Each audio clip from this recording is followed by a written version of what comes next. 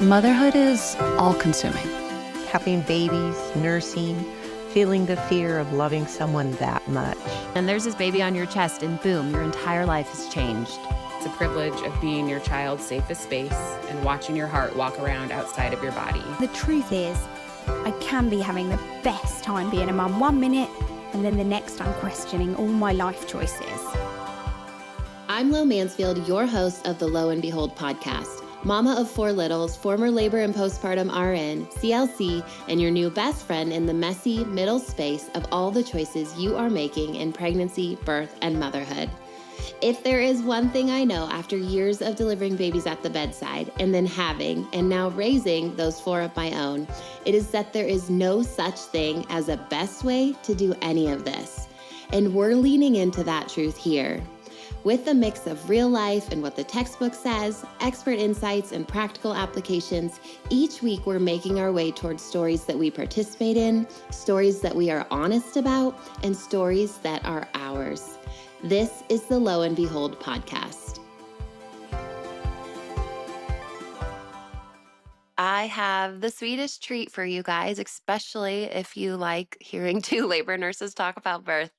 I had the privilege of sitting down and hearing Mackenzie DeClark's 3 birth stories. Mackenzie is the mama, the nurse, and she's in school to be a midwife right now behind the Mackenzie on Motherhood platform. So she is a labor, delivery, postpartum nurse. Like I said, she's in school to be a midwife. She's been taking care of new and experienced parents for about 9 years at the bedside. During the time that she's been at the bedside, she's also become a mom to 2 little boys. And if you're listening to this present day, just a couple of weeks ago, she had her 3rd, a baby girl. So after giving birth and then navigating postpartum herself, Mackenzie just, she saw that need for more accessible, non-judgmental, unbiased, yes and amen, birth and postpartum education. So she has created her Mackenzie on Motherhood platform on social media accounts, TikTok, Instagram, all of those good spaces. And she's just kind of dedicated herself there to showing honest, raw parenthood, but in really educational ways. And I can tell you, I've followed her for a while. You'll hear when I started following her, when our conversation gets started, but she's really good at teaching in really simple, understandable layman's terms. You will just not walk away from Mackenzie and feel confused or overwhelmed or judged ever. And so I love that about her. It is super attractive about her. And I think you can tell that is true about her, even in these conversations about her 3 births. Okay, let's get into that conversation with Mackenzie. Mackenzie, I am so excited to have you here this morning. And I was just telling you, I know that when we were getting started, that listening to birth stories is something I could do forever, as I'm sure is the same for you. So why don't you go ahead and introduce yourself to everyone, and then we can kind of just get right into your 3 birth stories as well. Okay, perfect. Well, I'm excited to be here. Thank you for having me.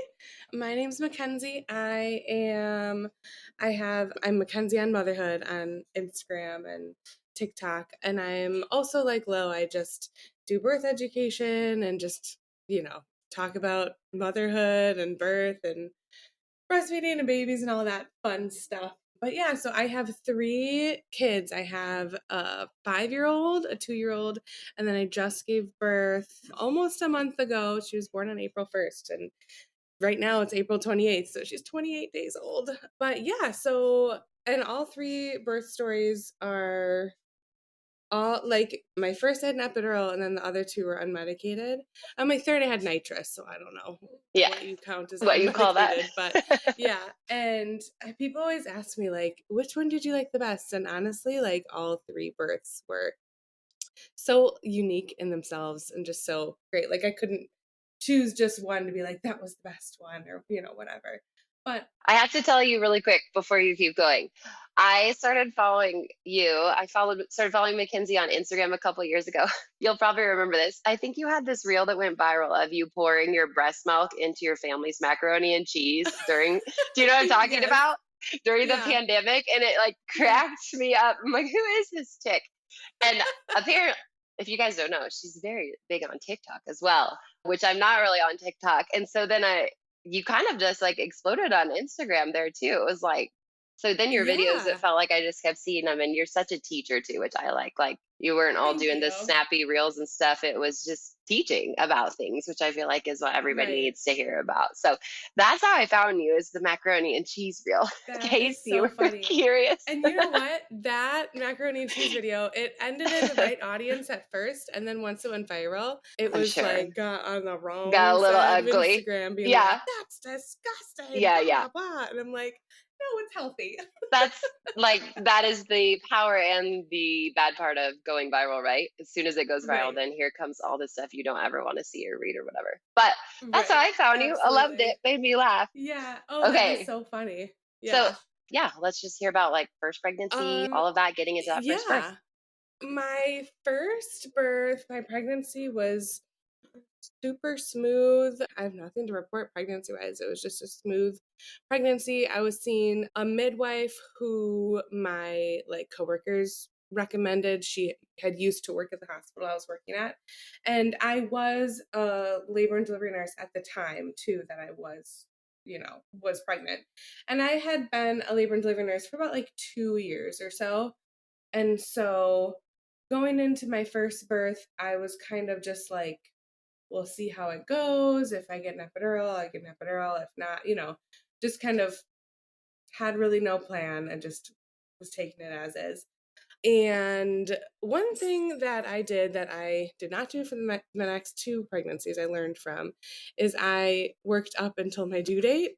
And so I think it was 39 weeks and 2 days, I worked a night shift, full 12-hour night shift, came home and got into bed and my water broke. And I was like, no, I need to sleep. So, and when my water broke, oh my gosh, it was like the movies, like a Hollywood, like open the floodgates, just burst, just it came out and while I was laying down, and then I ran to the bathroom and I just got in the tub and it was just like leaking out into the bathtub. So I called my husband home. He came home from work, but I wasn't having any contractions at all. So I called the midwife line and said, my water broke. It was clear fluid and I wasn't having any contractions. So I was like, how long can I stay home and try to get labor going here or take a nap? Because I haven't slept. I mean, I just got done working a full night shift. And they said, like, stay home for like 8 to 10 hours. And if nothing happens, then come to the hospital.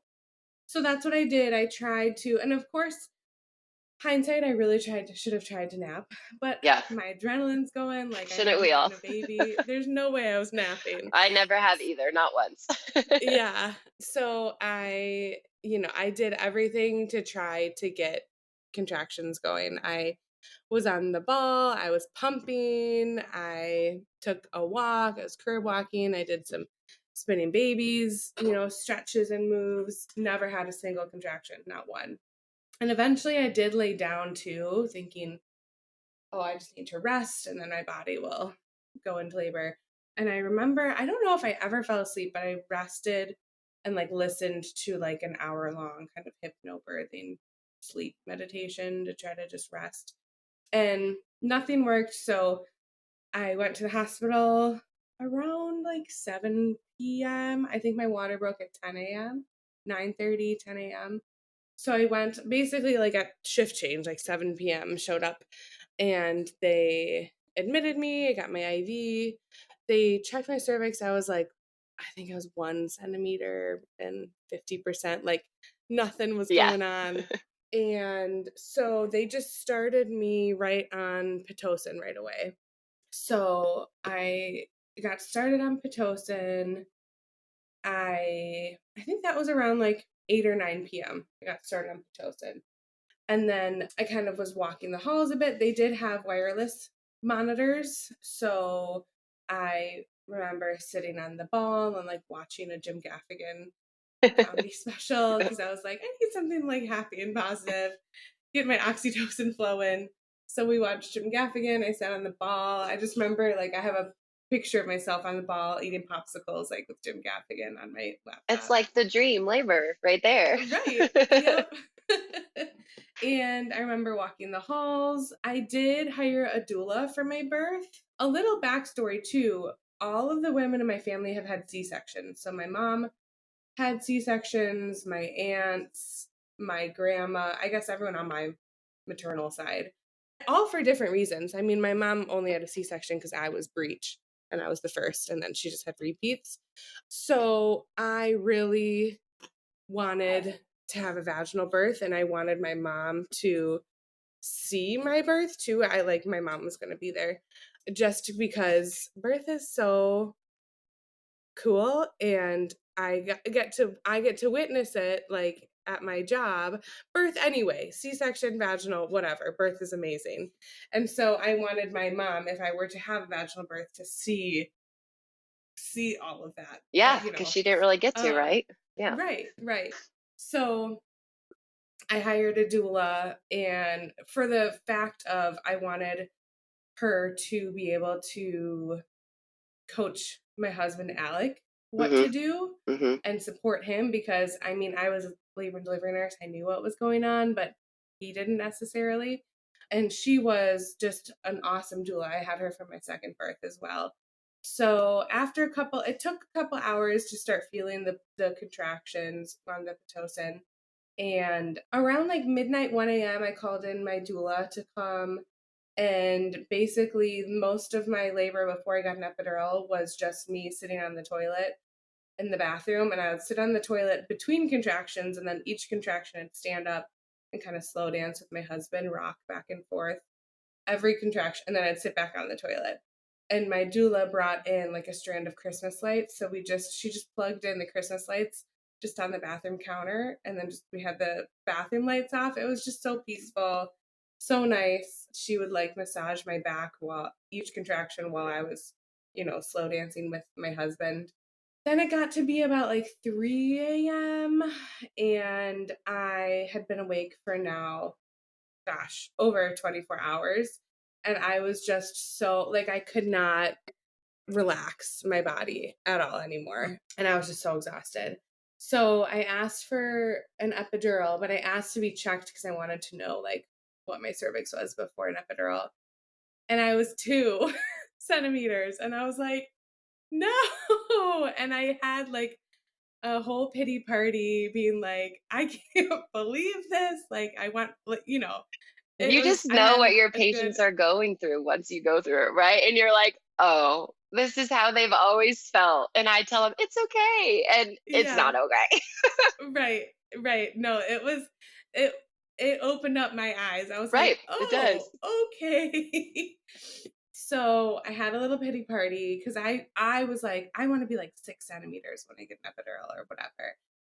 And my doula was really, I don't even remember what she said, but she was so not biased in the moment, like not biased towards any decision to make. She was basically just listened to me and held space for my little pity party. And she was kind of like, it's a tool, like you can, whatever. I don't even remember what she said, but she made me just feel like, okay, I'm going to get this epidural because I need to sleep. So I got the epidural, and the epidural, I didn't realize that the hospital where I was delivering at had anesthesia residents. So it was a resident who came in and did my epidural. And my biggest like sore point of my labor was the epidural, because this guy, I don't know, he just never like spoke to me. Like he spoke to me, but he didn't tell me exactly what he was doing. Like I'm putting the drape on your back. I'm doing, cleaning your back up, like nothing. I felt like I didn't know what was going on. And he poked me like 3 times to get the epidural in.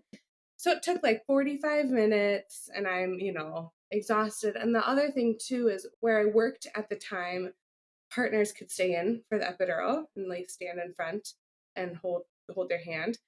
With this hospital, which kind of threw me through a loop, Alec, my husband, and my doula had to leave the room.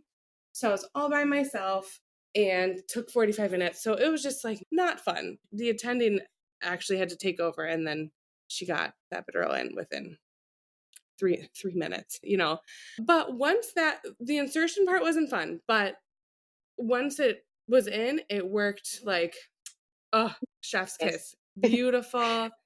It worked so well. I basically immediately fell asleep. Amazing. I'm sure. And yeah, like immediately fell asleep and basically napped until, so I probably got the epidural in around 4 a.m.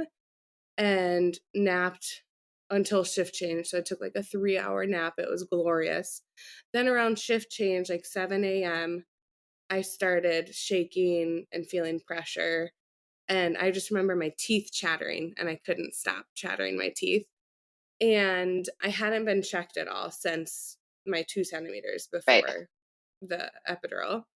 And so in my mind, it had only been, 4 hours? So I was like, there's no way I'm close to the end. And I just remember I got a new day shift nurse, and she walked in, and she had, 20 years experience. And she took one look at me, and she's like, okay, I'm going to set up the delivery table. And I was like, what? Why? No, like I was 2 centimeters a couple hours ago. And she was like, Mackenzie, look at you. Like you are ready to have a baby soon. And so my midwife came like 8 a.m., checked me. I was 10 centimeters. And the other thing too is I had talked to, this was a different midwife, like the midwife on call, not my midwife who I'd been going to. But the midwife I had been going to in a prenatal appointment, I asked her, this is such a weird nurse thing, but I asked her, could my husband check my cervix at 10 centimeters? Because That's not what I thought you were going to say. I don't know what I thought you were going to say, but I'm like, why? Why did you want him to check your cervix? But I remember feel the head? the first time, what? Never mind, finish. I'm like trying to figure out why you would want that, but you're going to tell me. So it's perfect. Well, the first time, I remember the first time checking someone and just feeling a head. You could feel the hair. For sure. And like, the whole 10 centimeters, there's just a head in someone's, that's great. It just is the crazy. wildest feeling. Yeah. And it just blew my mind the first time I ever checked someone who was 10 centimeters. So I told Alec, and Alec, my husband, is not grossed out by any of that stuff or anything. So I was talking one day, I was like, Alec, maybe you can check me at 10 centimeters because it's just the craziest feeling to feel.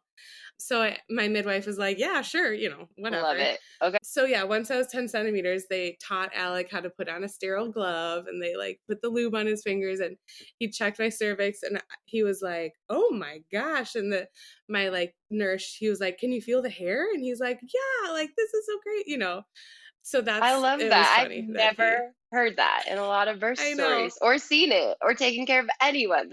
I like that actually. It's very cool. Yeah. Yeah. So, and that was the only, because I had an epidural too. I didn't So care, right? Yeah. Like he wouldn't have been able to do it with my next 2 births. That was way too much in labor land. But yeah, so then I labored down for about 30 minutes or so. They put me in like a throne position. So I was sitting up in bed, like in a chair kind of, to get gravity to push baby down. Then I started feeling pressure, and we started pushing, and I pushed for 2.5 hours. So Yay. was fun. But it didn't feel like 2.5 hours at the time. I had this like funny kind of pushing playlist of all these like punny, like Ring of Fire and like Baby by Justin Bieber. Just And so we just played that. And I remember my midwife was just in between pushes. She was like, this is a good playlist. We're just like popping our head over here. And yeah, so pushed for 2.5 hours, mainly on my back. Looking back, I mean, I was a new nurse too in a hospital that mostly pushed on your back. So looking back, I'm like, oh, it was 2.5 hours. I could have done a lot more positions looking back. But at the time, I didn't. Really you're doing what you know. Yeah. Right. Exactly. All of us. But she brought the squat bar. I was having a horrible, horrible heartburn. And so my end pushes just were not good because I had just had such bad heartburn. So what we did was we put a squat bar on the bed and then tied a bed sheet to the kind of like a tug of war. So we put a bed sheet over the squat bar so I could really hold on to that bed sheet and pull my body up. And so that would help my heartburn, and it really helped with that downward pressure to push. So yeah, the other thing too is my husband caught our baby as well. So once that head was almost there, once they started pushing, or once I was 10 centimeters, we called my mom. So my mom came. So my mom was there, my doula, and my husband. And then, yep. So once I started almost crowning, they gowned Alec up. They put those little gloves on. He looked so cute. And my midwife helped kind of deliver, like his head came out, but she really let him, like, she took the cord off around his neck. He had the cord around his neck, which was totally fine. And yeah, she just like one shoulder popped out and she kind of just let Alec do the rest and he held him up. And also we did not know the gender. So Alec, the way he held Alec up, like I saw his face and everything. So I was like, oh, it's a boy. And Alec put him on me and it was the best feeling ever. And I felt so great because all I wanted, like it didn't matter to me if I had an epidural or what kind of like birth I had. I just really wanted my mom out of everyone. I wanted my mom to see a vaginal delivery. That's like what I wanted her to experience for herself and for me too. I really wanted to have that vaginal birth experience because my whole life I always thought I would have a C-section just because everyone in my family had a C-section. So I just kind of assumed, well, that's what I'll have too. And once I got into the field of nursing, into labor and delivery, why I chose a midwife and why I chose a doula was because I really wanted to have a vaginal birth and I had a low risk pregnancy. And, that the evidence shows that those two people can help a lot more than we realize. That statistic. Yeah. Because my midwife's practice had, gosh, I think they had like a 10% or 7% C-section rate. It was so super good. low. Yeah, it's incredible. So good. Yeah, I mean, I had midwives too. And yeah, it's just hard to ignore the statistics about their model of care. I didn't use a doula, but a doula as well. I mean, those numbers are massive for how they can change like rates of intervention and stuff. It's huge.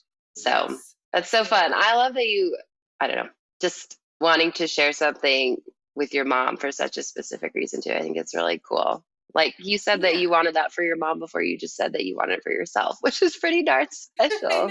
So that's really cool.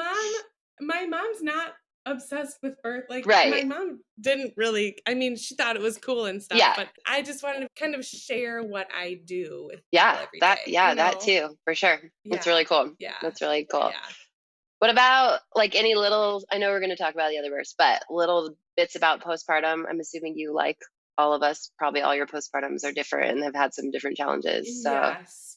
Postpartum with my first was actually really lovely. I had a great first postpartum experience. I mean, of course, I'm still a first-time mom, and so I'm living off of Google and, not super confident in myself, but breastfeeding went well. I had to use a nipple shield for about a month, and then we were able to wean off of it. So he had like some, weight loss at first, the first week, and, just kind of that took a little bit to get off to a good start. But once my milk came, it took about like 6 days for my milk to come in. And then I was using the nipple shield too. So I had pumping going, like just a lot going on. But once we get through those first couple weeks, then it was smoother sailing. But yeah, I did not have postpartum depression. The only thing is it was the first baby on both sides of the family and the first baby in the family in a long sense baby. So lots of visitors. And looking back, I probably should have calmed it down on the visitors because I remember being a little overwhelmed. But all in all, it was a good first experience. Yeah.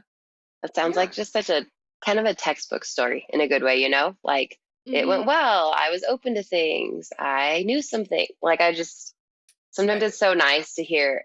I'm not going to say boring, because my stories are like textbook too, but it's like that happens a lot more than we think, where things just clip along and things go well and it's great, So it's so nice to hear that and be reminded of that too, that there's not always a big trauma or a big chaos or this big twist or turn. A lot of times birth just clips along and we choose a couple interventions and we have our baby or whatever. Absolutely. Yeah, Yeah. it's nice. I know. Because I teach the hospital birth classes at my hospital.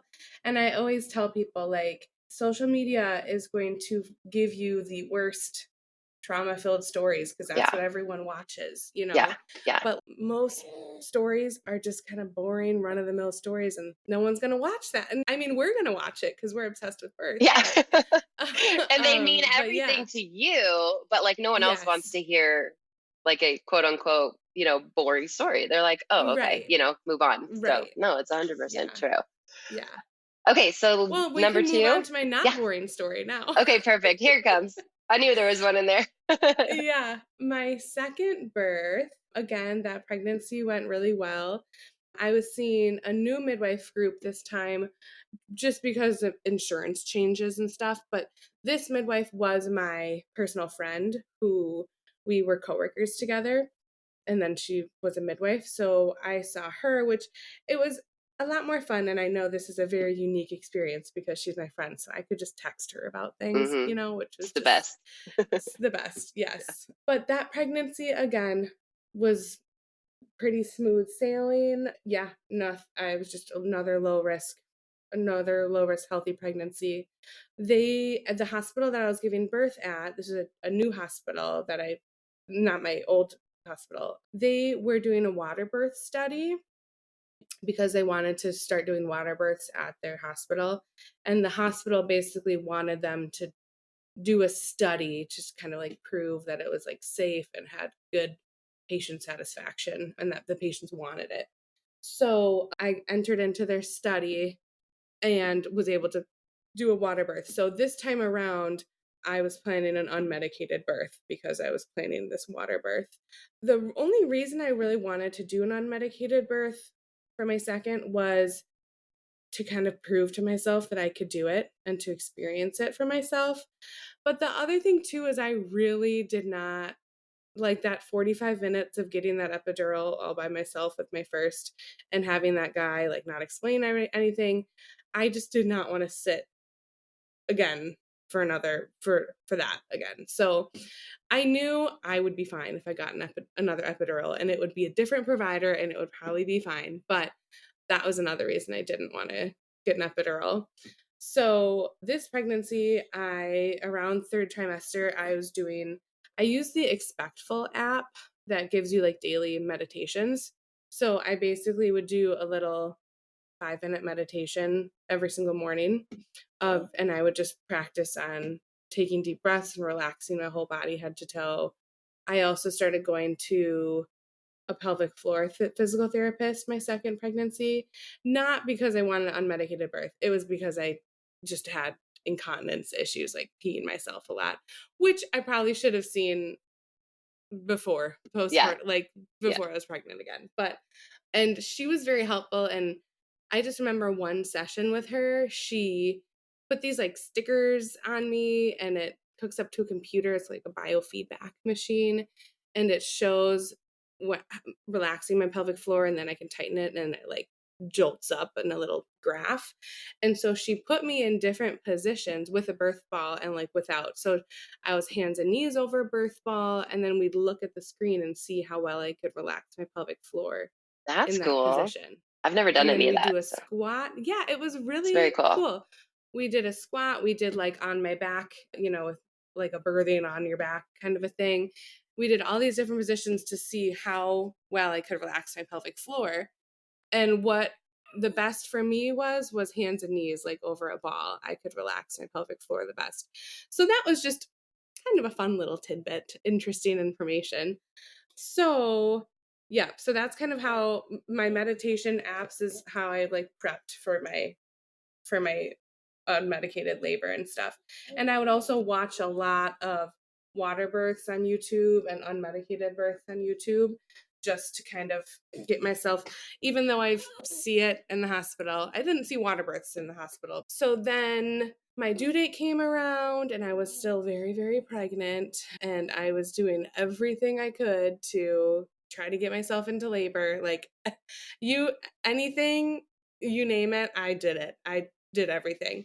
I even made labor inducing cookies some recipe I saw on Google, which the cookies were actually very good. They were That's like a good. ginger snap kind of cookie.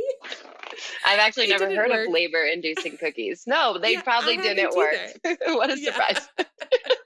But because of with my first, how I, had to have Pitocin to start my labor and everything, I just really wanted to experience Yeah, going into spontaneous, it spontaneous. Yeah, natural labor. I yeah. just go into labor. I really want to experience that.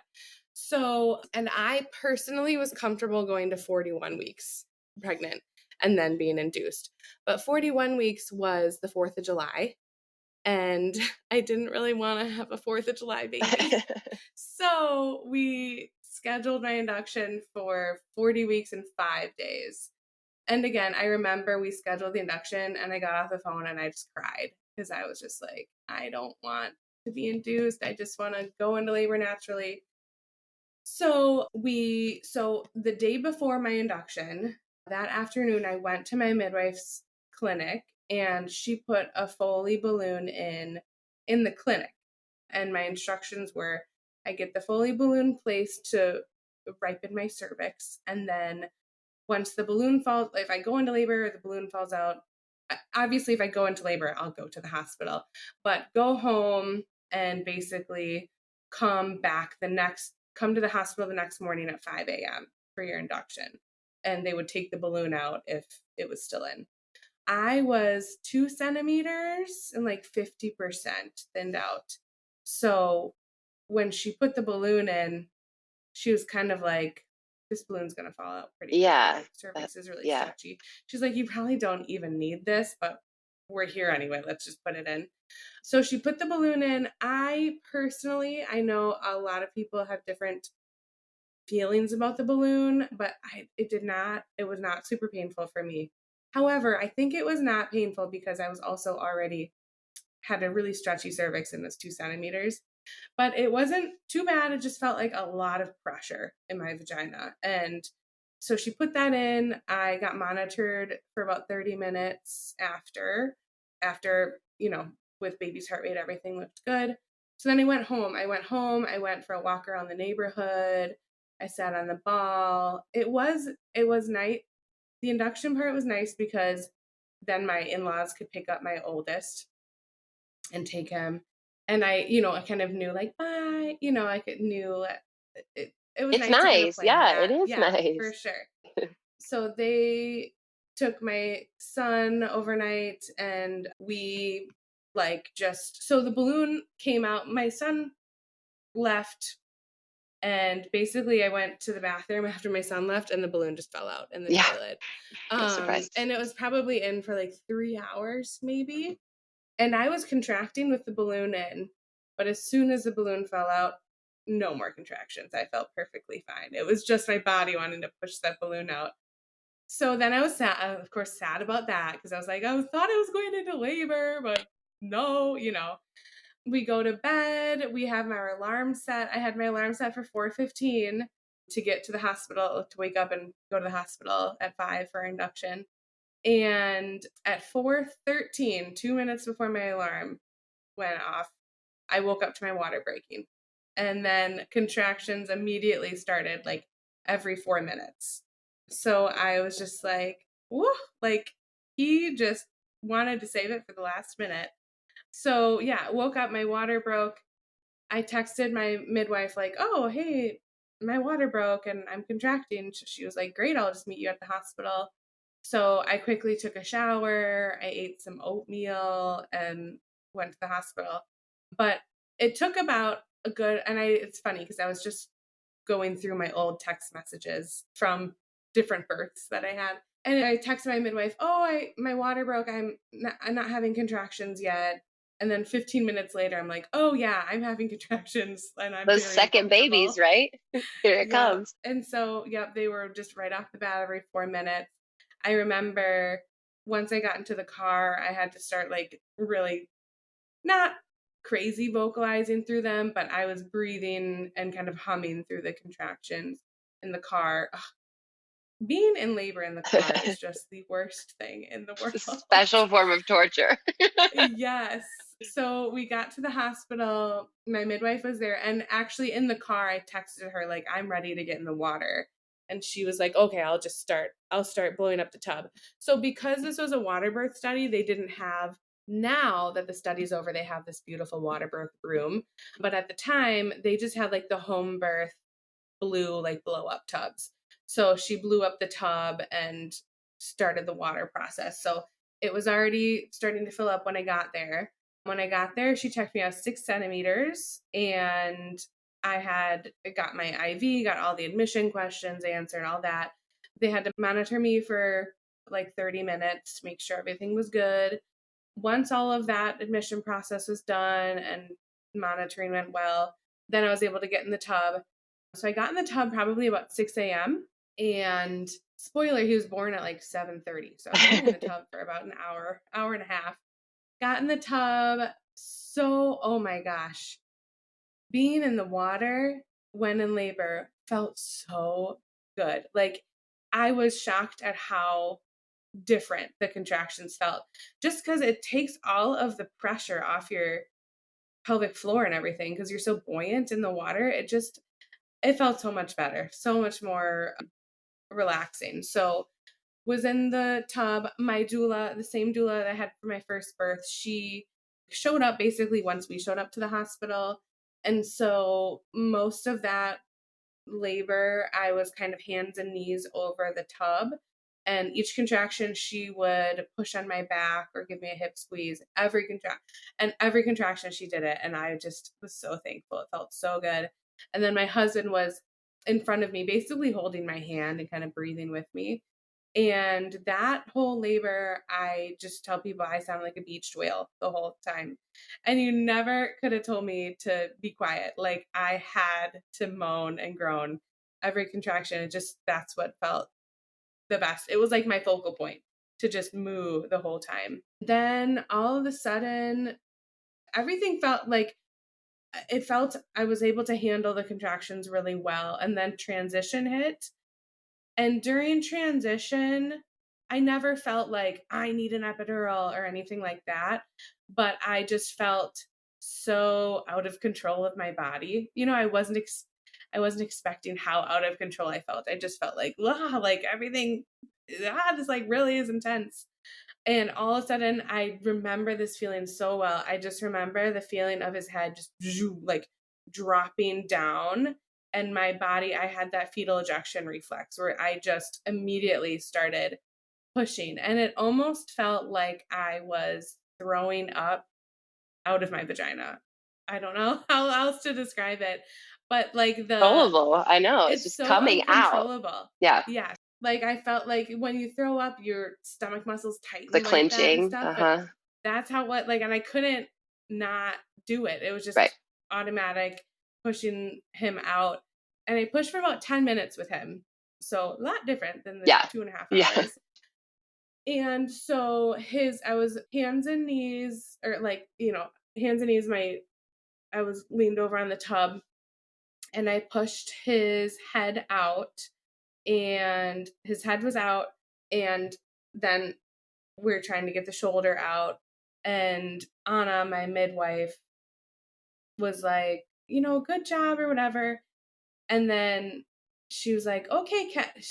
She just said my name. She said Ken's, and she's like, it's okay, Ken's. And just, I heard the slightest tone in her voice change, and I was like, oh no, like, this is going to be a shoulder dystocia. Like, this is a shoulder dystocia, because the head is out and the shoulder was not coming out. She had me lunge one leg and push, still kind of under the water. And then she had me get up above the water and like squat push. That didn't get his head out. So at that point, she was like, Kenzie, we get to the bed. So I walked out of the tub, and granted, the tub was right next to the bed. It was a couple steps, but there's a head out of you, correct? I have a head out of me. So wild. Yeah. Yes. And I got out of the tub, and I knew, as a labor and delivery nurse, I knew that this was an emergency. I knew what to do as well, or what they were going to have me do. So I immediately just booked it, got onto the bed, and they put the head of the bed down, put me in, it's called McRoberts position for people listening, where you're laying very flat and two people hold your legs, push your legs back really far, like a really exaggerated squat while you're laying on your back. And then someone was putting pubic bone pressure right above my pubic bone to try to help push the shoulder out, because what was happening was the shoulder was stuck under my pubic bone. So once I got onto the bed and laid down, the next contraction, the next push, he popped out. So it was about a minute long, and he had the cord wrapped around his neck too, so that like didn't help him in coming out and transitioning. So he came out. So once I got onto the bed is when they had pulled the emergency light. And so once I got to the bed, the NICU team was there. There was a OBGYN who came in, obviously another nurse. So lots of people were there, but no one really, the OB didn't need to deliver because the head was out. I mean, by the time he walked in, he was being born. And he came out and went onto my chest, and he was very blue, very limp. He was not like in life at the moment. He got onto my belly, and obviously I just go into nurse mode. I'm like stimulating him. The other nurse is stimulating him. We're just kind of waiting for my midwife to cut the cord so we could go to the warmer. But I remember, like back on my birth video, the very first thing I say when he comes out is the NICU team coming? Which I'm like, oh, such a sad that, like, you know, it's the first thing I say. That's like your first and thought. such a Yeah. nurse thing. But like, you're a is the nurse. NICU team on their Exactly. way? Yeah. And also in my video, and I remember this too, and I really appreciate it, was the nurse said, is it okay? As she was kind of taking him off to bring to the warmer, she said, is it okay if I take him to the warmer? And I just thought, in this moment where it's an emergency, you were able to say, is it okay? She still asked. Yeah. And still ask for consent. Like, I just thought, wow. In the moment, I was like, yes, you know, take him. But I just really appreciated that. And once he got to the warmer, it was like a minute, and he was pink and crying, and he was okay. He needed a little bit of like oxygen. They didn't need to give him any breaths or anything, but just some extra oxygen while he was crying. And my only like kind of sore point about that birth too is the NICU team wasn't explaining what they were doing to like what was going on. They were just very focused on what they were doing, which I understand, you know, totally. But where I work, usually once they've stabilized baby, the neonatal nurse practitioner always comes over to the bed and introduces herself, says exactly what happened and what she did to the parents. And they never did that with me. They just kind of stabilized him and then left. And I was like, that is super weird. Like, I don't know. I wanted you to like explain what was going on. Anyway. Well, it feels like also, even if they're like, oh, she's a nurse, she doesn't need it. Well, what about your husband? You know, like we had a birth where babe needed some CPAP and all this stuff at the bedside, and the nurse, the NMP, did a great job of telling Kelvin like everything going on. Like, I was worried too. I'm not a NICU nurse. I'm labor delivery nurse anyways. But I appreciated it as like, even if I know everything, you know, like in quotations, but everything, like my husband does not, and that's his baby, and you're just doing medical things to it. So I ultimately, I'm just agreeing with you that even if the mom is a healthcare professional or a NICU nurse or whatever, what about the other person standing there? So, and they didn't know, the NICU team at least didn't know that I was a nurse either. Right. So I was like, this is even like, what are you guys doing? Because I ultimately was like, hey, what's going on? Like, what's happening? And one nurse said, we're doing blow by. And I knew what that meant, but like they didn't know that I knew what that meant. They didn't know I was a nurse. Right. That's a weird word to any person. Right. And for people listening, blow by just means they were giving some oxygen or just kind of holding oxygen in front of his nose and mouth so he could just have some extra oxygen. But anyway, so he was stabilized in the warmer about like 10-15 minutes, and then he came onto my chest. And yeah, his face was definitely bruised, but otherwise he was good. Then we weighed him, and he was 10 pounds and 6 ounces. He was large. A ginormous baby. How big was your first? You didn't say. What was the Oh yeah, difference? my first was 8'7". Okay. So big baby as well, Yeah. honestly, but that Yeah. 2 pounds more, that's wild. That's a big Yes, baby. and I had no gestational diabetes. I had no, like, nothing was that different. Looking back, I looked huge, but even I had a 32-week growth ultrasound. He was measuring 50th percentile. So he just came out ginormous. So yeah, so and that makes then the shoulder dystocia made more sense because, with bigger babies, you can have a higher risk of a shoulder getting stuck. So yep, that and looking back, that birth, while it was very dramatic, I didn't feel like I left with trauma because, I think education is everything. I knew what was going on during the time, and everything turned out okay too. So I felt like it was handled all well and stuff. So I didn't leave with a bunch, I think as someone else going through that could have absolutely had a traumatic experience with that, but I like to call it more dramatic for me in my perception of it. My postpartum experience with him was so bad. I had postpartum depression. Basically, like, right at 2 weeks, I was having just really negative thoughts about myself, just thinking that I was a horrible mom and my kids shouldn't have me as a mom, and just stuff that I've never thought before. And once I started having those thoughts, I was like, wow, this is like, I'm depressed. Like, this is not me. I also, like, other things that I didn't realize were symptoms of postpartum depression at the time was no appetite. Like, I was hungry. I was eating because I was hungry, but nothing tasted good. Nothing sounded good. I just felt super numb. Like, I was under the impression that with postpartum depression, you'd be crying or feeling sadness, but I didn't feel sad. I just felt so numb. And in my head, I was thinking, well, I'm just in survival mode, this numbness. But looking back, it wasn't survival mode. I was just depressed.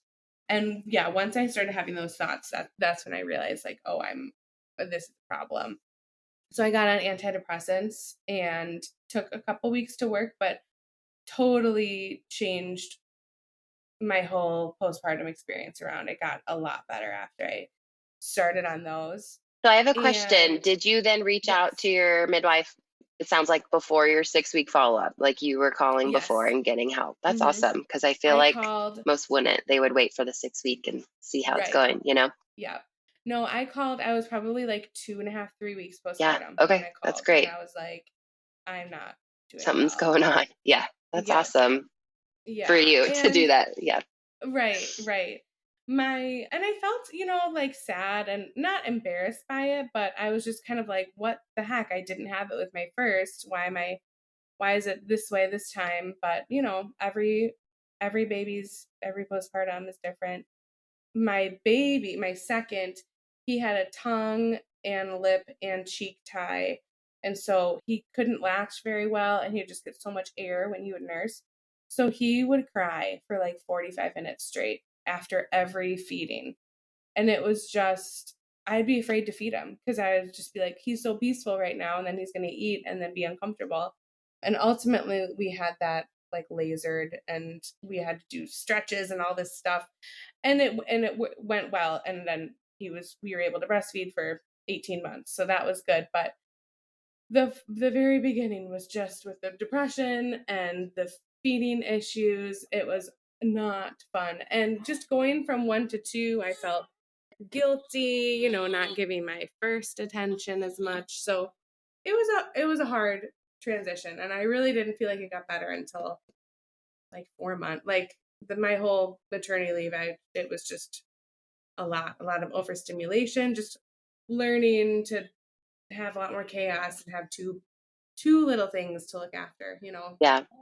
I have similar experiences just in like 0 to 1, and my first everything actually went really well, which often it's that first time that everyone's like, oh Lord, all of it was just so confusing and hard. And then it was my second baby, the 1 to 2, that whole postpartum transition, etc. That was the one that for me just like took my feet out from under me. So I like throwing that out there and like sharing that. Obviously, when you ask the question, like on social media, what transition was your hardest? You get a lot of answers, and postpartum mental health can change the name of the game for any of those.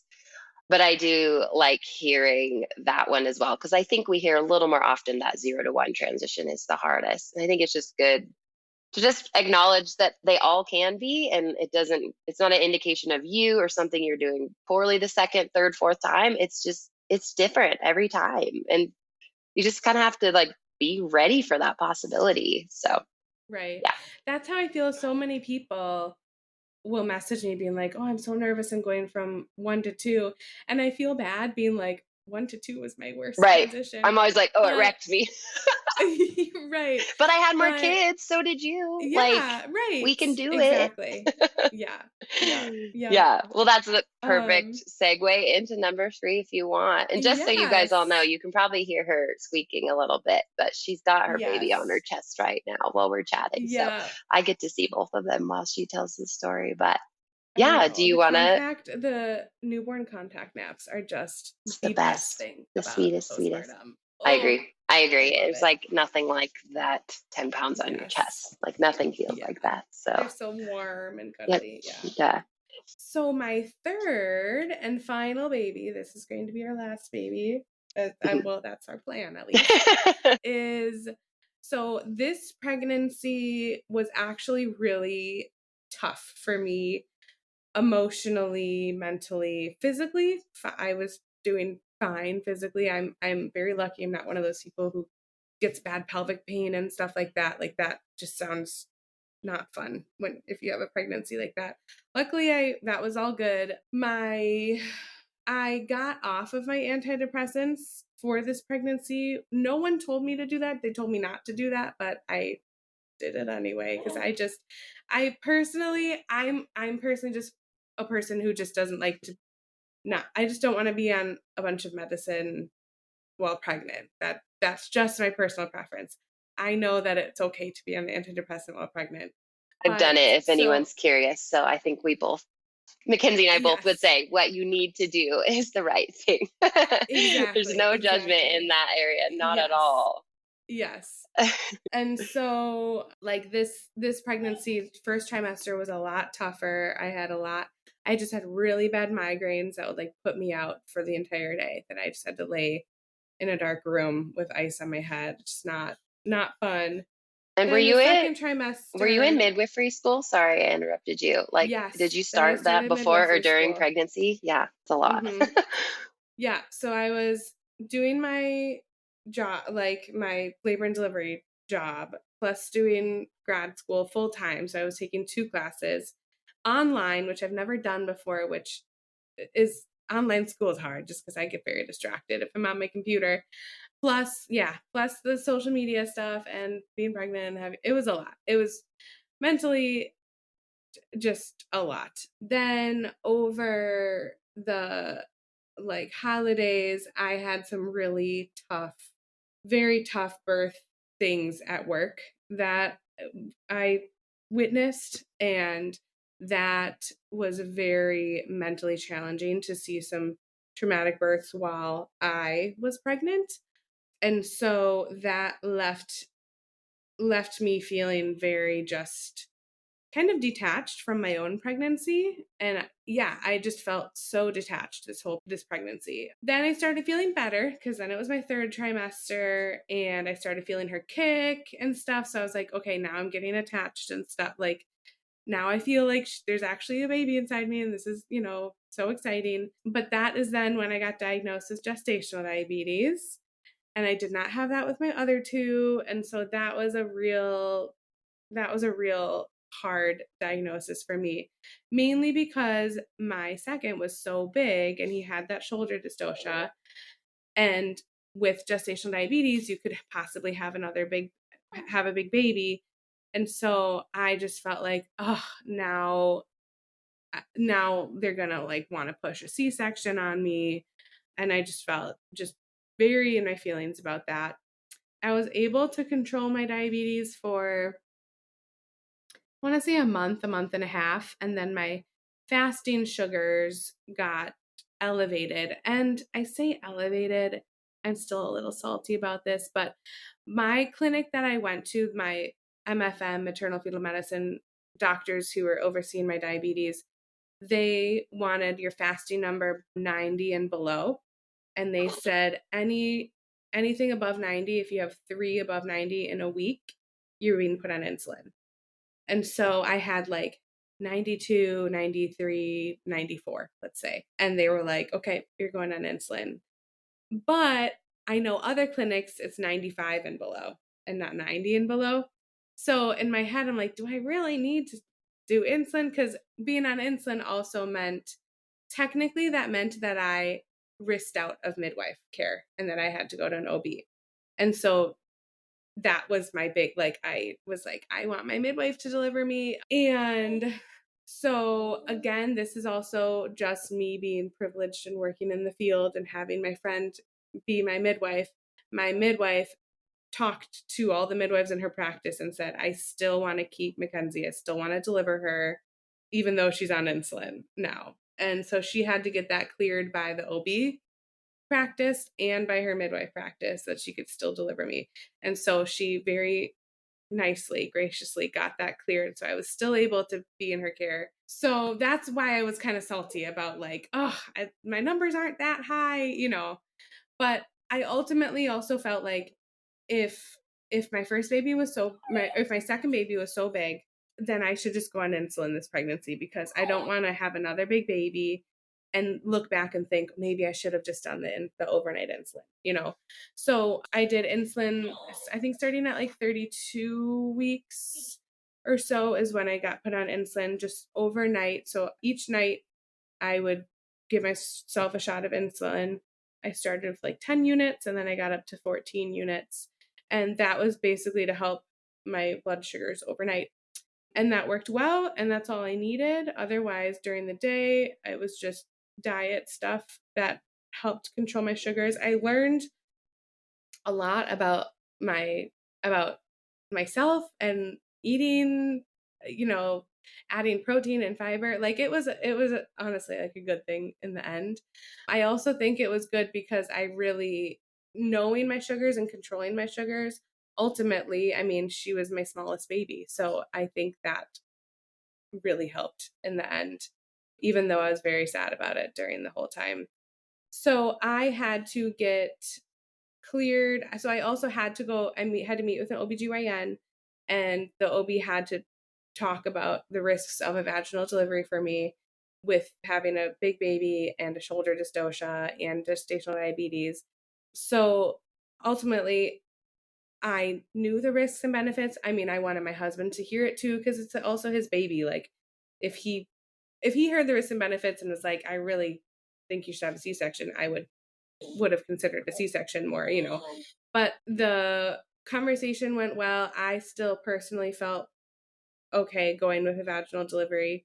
And I also knew in my gut that she was a smaller baby. She felt like she was an 8-pound baby to me. And also in ultrasounds, she also was not measuring. I mean, she was measuring in the 80th or 90th percentile, but ultimately that was still like 8 pounds-ish. So yeah, so I also knew I was going to have a 39-week induction as well, because we're doing it, you know, a week early because of, again, everything I just talked about. So 39 weeks came. I was actually 39 and 1, just out of scheduling, that I went to the hospital to get induced. This time I had a doula, but she was actually an old coworker of mine, and I was her doula for her birth. So That's so fun. It was so fun. Yeah. And she recently had started working at an OBGYN clinic. Like she left labor and delivery, and she was saying how much she missed birth. And I'm I was sure. like, well, yeah, here we come go. see mine. Yeah. Yeah. So we got to the hospital at like 11 a.m. and it was pretty busy. Things didn't get started until like 1 o'clock. And I was 1.5 centimeters, again, like 50%. So we started with Cytotec and we did it oral. So I took the pill and they did it every 2 hours. So, and I ultimately got 3 doses. So over those 6 hours of Cytotec, I didn't really have any contractions.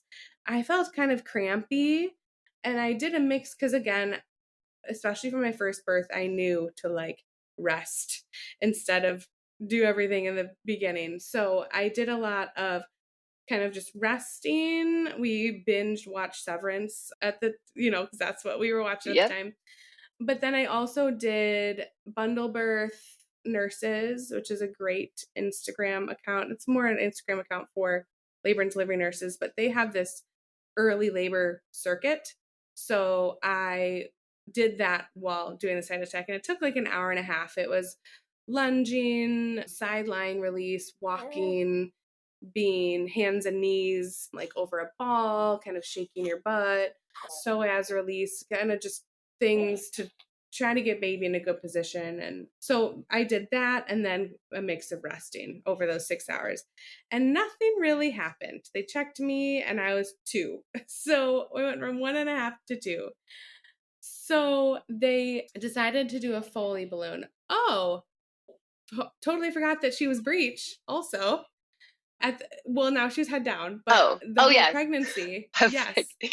I remember this from your Instagram stories, and she finally had flipped Yes. for you, so you were so excited and happy. Yes, from like 32 weeks to 37 weeks, she was breech. Right. And then at 37 weeks, I went to the hospital to get, it's called the ECV, external cephalic version. So, and they wanted me to get an epidural before to increase the chance of success that she would flip, because with an epidural, then you're not kind of fighting, you're relaxed as they push baby down with their hands. So I got an epidural, and the backstory with my epidural, I was so nervous about with my first.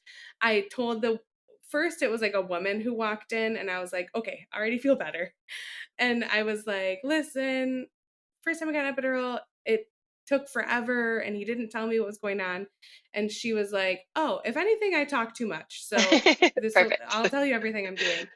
And she got the epidural. It took 3 minutes. And I was so nervous for it. And it took 3 minutes, and she got it in, and it was wonderful. So got the epidural, they turned the baby. So what kind of sucked after this external version with the epidural is I had low blood pressures for a long time.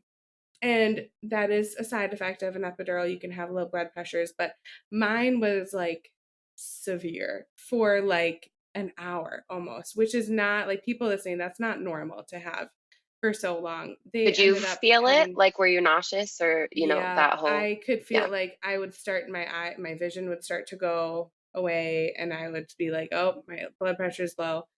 They had to give me multiple doses of IV medicine and eventually a shot in my leg to keep my blood pressure up.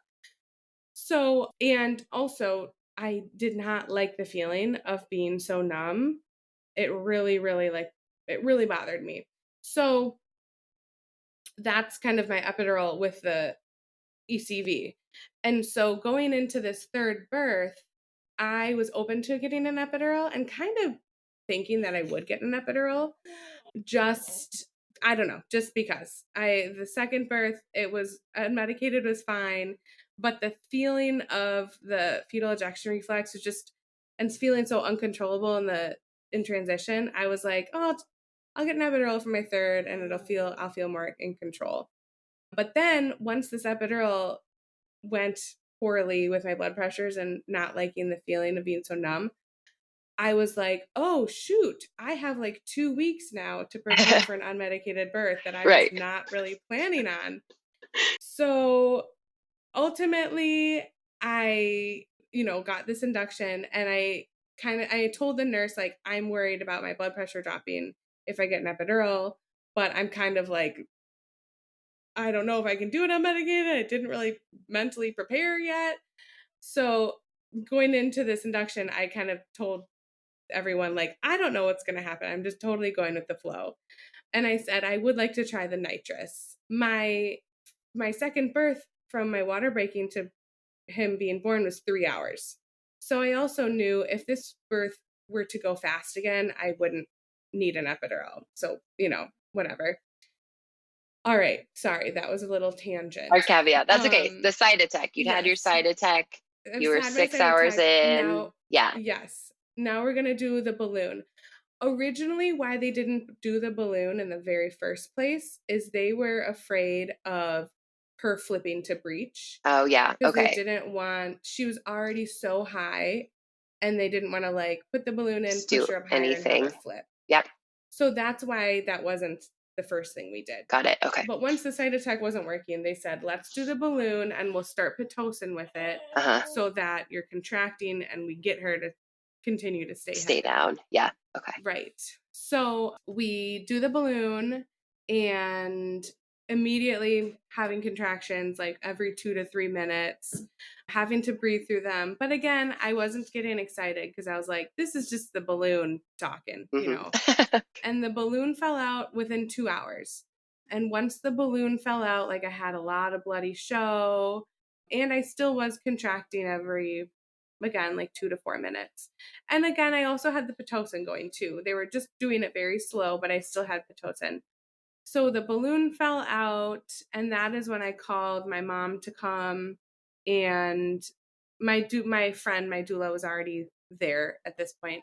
And then I had a birth photographer this time, so I called her to come too, just because I had a feeling that once the balloon came out and if my water broke, things would go pretty fast. So then my midwife came and checked me, and I was like 6 centimeters. So at that point, she broke my water because her head was nice and engaged in my pelvis. She broke my water, and after an hour and a half after she broke my water, she was born. So it was, again, very quick.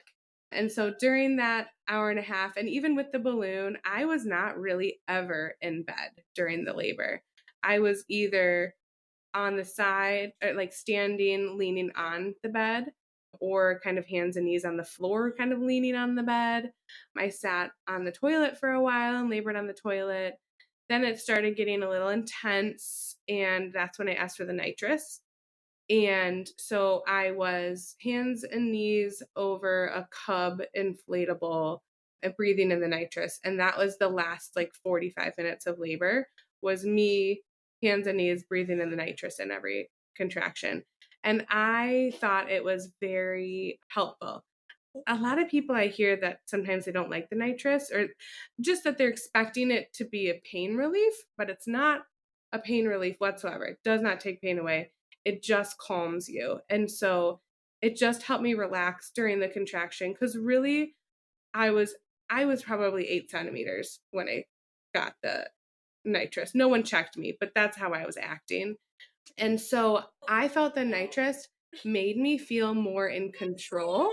Oh, hi.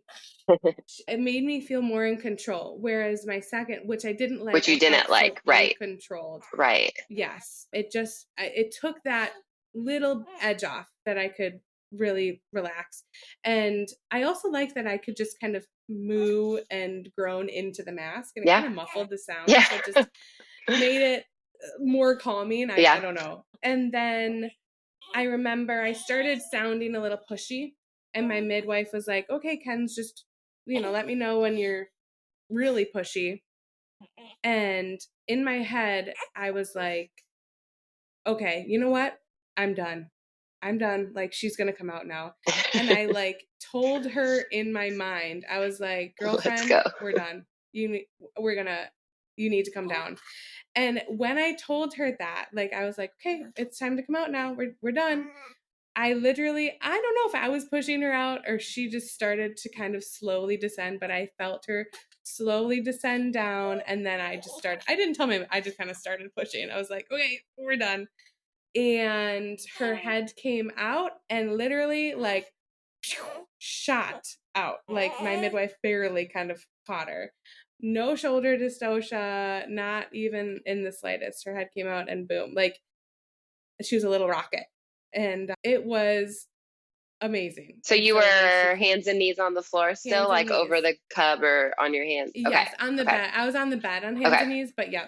Okay. Mm-hmm. and I used nitrous the whole, last 45 minutes. But yeah, and she shot right out. She got on my chest, and she was really the first baby. All I really wanted after that second birth was my baby to come right up to me and not have to feel like that I'm a nurse. I just wanted a crying baby to come up to my chest. That's all I wanted.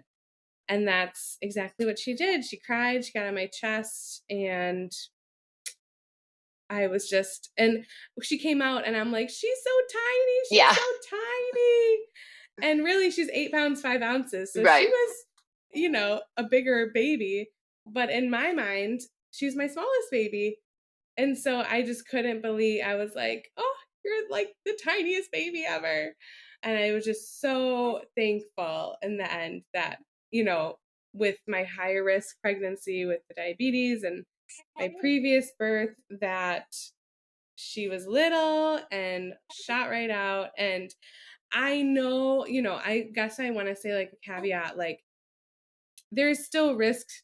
There's always risks and benefits. And, just because I chose this way doesn't mean that you need to choose this way too, for anyone listening, if they have a similar background to me. But yeah, I'm thankful. I just really trusted my intuition. I had this intuition she'd be small and everything would be okay. And I'm just glad that my gut was right and she came out, and she's a girl because I had 2 boys, and yeah, and so far postpartum has been going lovely. Like I went back on my antidepressants, and actually I went back in my 3rd trimester with the diabetes diagnosis and stuff. I was like, this is too much for me. So I went back on and felt better. And then I felt silly, like, why did I even get off my whole pregnancy? I should have just been on it my whole pregnancy. But I'm no signs of postpartum depression this time. She's breastfeeding well. I'm already used to the chaos of 2. So it's been going really well. Good. Yeah. I love when labor nurses share their birth stories, because I think it's so, and it might just be my own like lean because I like to share my own, but it's just really nice, I think, for people to hear that it's not like all of us choose unmedicated, no intervention birth, or all the intervention. Like the hospital doesn't make us believe something because of our job, like we still are all over the place with go with the flow. I want an epidural. I would never do it unmedicated. I don't like midwives. I don't like, we all have our own preferences. Absolutely. And I think it's really cool to hear that from women who are at the bedside helping you have your baby. Like we really do see a lot of good ways to do this, and that's reflected in our own birth stories. We're not all the same. So I like hearing that you chose different things, and that you're open to epidural, and then you did it without, and then you thought I'll just do it again. Like I think that's really nice for people to hear. You know all the things, like you're about to be a midwife, and you still made choices with each birth that made sense for you and felt right. And so I think it's really good to hear. Right. So well, and just like with my second, I wanted nothing, like I wanted that water birth. I wanted no induction. Right. I wanted everything natural. And then my 3rd pregnancy was just, I'm having a 39-week induction. I don't want a day over 39 weeks, Right. It's just so interesting. Each pregnancy, you learn something different. It's all so different. And it's all birth. It's all beautiful at the end of the day, however it happens. It is. Okay, Mackenzie, I ask everyone this one little question. You can answer something really silly, stupid. It could be the baby on your chest, but you don't have to go that serious. What's like one thing right now that's just bringing you a ton of joy, sparking all the joy in your life? It could be Cheetos, like big, small, whatever. Oh, well, okay. I did actually have Cheetos the other day, and I have not had Cheetos in such a long time.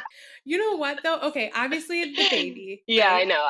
To be honest, it's not having gestational diabetes There anymore. You go. Yeah. And the fact that I can eat cookies and not have to care. Yeah. I love it. I get it. Okay, it's perfect. Where can people find you? Because you are obviously teaching and doing stuff on social media and all that too. Yeah. So my handle is Mackenzie.on.motherhood. So Mackenzie on motherhood with periods in between.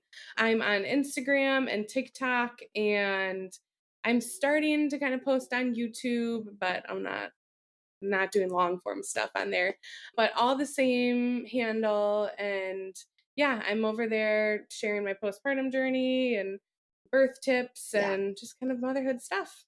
Perfect. I'll share it all in the show notes too, so everyone knows how you spell your name and stuff like that too. But that's perfect. Okay, thanks, friend. I know that was a lot of stories, but she did great. So Yeah, sorry. I'm a chit-chatty girl. well, but so am I. So we're those probably are my not the stories. best convo for podcasts, but here we are. Anyway, she's beautiful. Thanks, Mackenzie. Thank you. Yeah.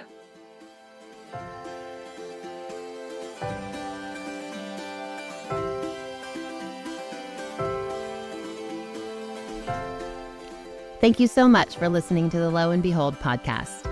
I hope there was something for you in today's episode that made you think, made you laugh, or made you feel seen. For show notes and links to the resources, freebies, or discount codes mentioned in this episode, please head over to loandbeholdpodcast.com. If you aren't following along yet, make sure to tap subscribe or follow in your podcast app so we can keep hanging out together. And if you haven't heard it yet today, you're doing a really good job.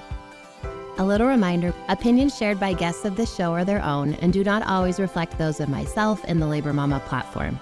Additionally, the information you hear on this podcast or that you receive via any linked resources should not be considered medical advice. Please see our full disclaimer at the link in the show notes.